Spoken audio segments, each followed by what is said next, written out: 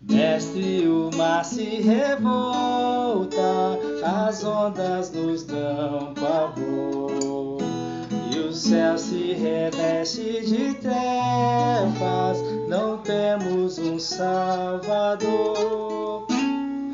Antes de que morramos, podes assim dormir, se a cada momento estamos bem prestes a submergir.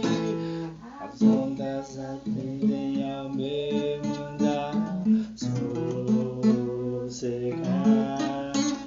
Seja o encapelado mar, a ira dos homens, as forças do mal, tais águas não podem naufragar, que leva o Senhor, Rei do céu e o mar. Pois todos ouvem ao meu mandar, sossegai, sossegai, convosco estou para vos salvar, sim, sossegai. Mestre, na minha tristeza, estou quase a sucumbir, e a dor que perturba minha alma, eu peço-te, vem banir. Ondas do mal que me cobrem, quem me fará sair? Peço, sente ao meu mestre, vem logo, vem me acudir. As ondas atendem ao meu andar, sossegar. Seja o encapelado mar, a ira dos homens, as forças do mal, tais águas não podem naufragar, e leva o Senhor, Rei do céu e o mar.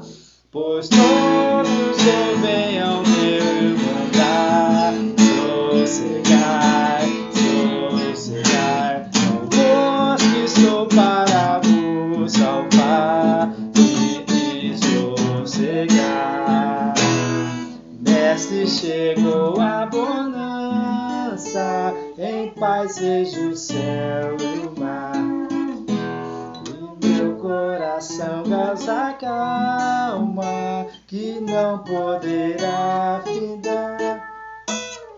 Fica comigo, ó meu mestre, dono da terra e céu, e assim chegarei bem seguro ao porto destino meu. As ondas atendem ao meu andar, sossegar. Seja o encapelado mar, a ira dos homens, a força do